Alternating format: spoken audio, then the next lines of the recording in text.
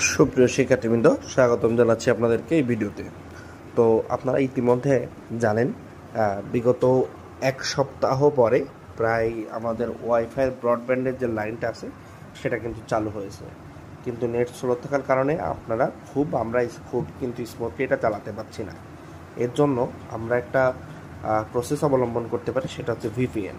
তো সেটা হচ্ছে আপনারা ফোনে চলে যাবেন, ফোনে গিয়ে আপনারা এখানে দেখুন, দেখতে পাচ্ছেন আমি একটা ভিপিএন অ্যাপ ইনস্টল করে রাখছি। এটা হচ্ছে 4টা 1.1.1. এইভাবে প্লে স্টোরে সার্চ করলে পেয়ে যাবেন।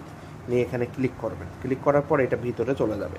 আচ্ছা, এই অ্যাপসটার লিঙ্ক আমি আমার ডিসক্রিপশন বক্সে দিয়ে দিব, ঠিক আছে? সেখান থেকে আপনারা ক্লিক করে ডাউনলোড করতে পারবেন। আর এখানে দেখুন, এই যে কানেক্টেড যে অ্যাপটা আছে, এই যে কানেক্টেড, এটা কানেক্টেড দেখাচ্ছে, তার মানে আগে থেকে আমি কানেক্টেড করে রাখছি।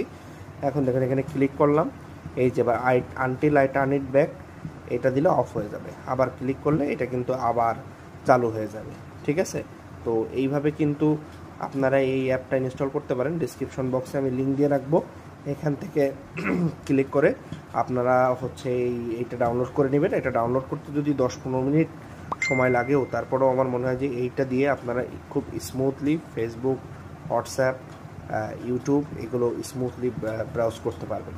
যেহেতু এখন নেট স্লো, আমার মনে হয় এটা একটা ভালো অপশন হতে পারে।